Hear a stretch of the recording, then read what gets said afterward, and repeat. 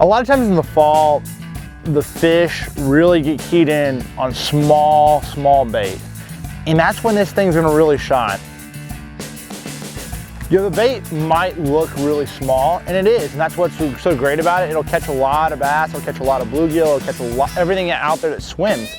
But the action in the water it displaces for a small bait that it really is unbelievable. It's really about the cup, and the cup, the mouth, the lip is shaved, meaning it's very thin on the bottom so that it can scoop as much water of the surface water as possible and throw forward that water you just kind of skimmed off the surface, create that giant air bubble, and make it a very, very, very effective popping bait.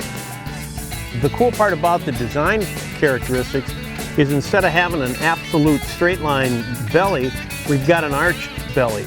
Okay, so that allows the bait to follow through in that forward pop.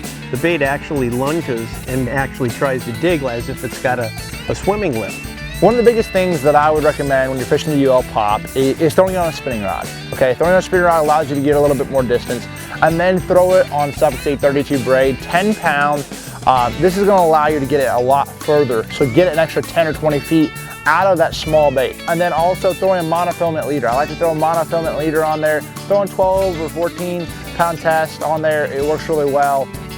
There's really a couple different cadences that I utilize when I'm throwing, popping baits like this one.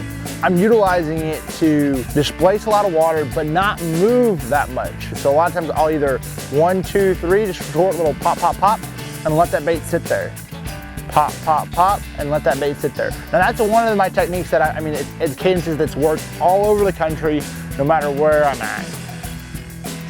And whether you work it aggressively, or you pop the bait, or just chug it and pull it forward, it's just moving the surface, and that's all you really need to do. You're just trying to disturb the surface in a different way.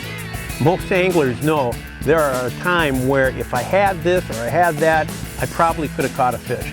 And I've seen times where they won't come up on big baits, and I've been waiting for the little ultralight pop to show up, because this guy will get it done. One thing about that UL Pop is it's going to catch everything that swims, even big bass like this. Make sure you guys pick one up. You're not going to be disappointed.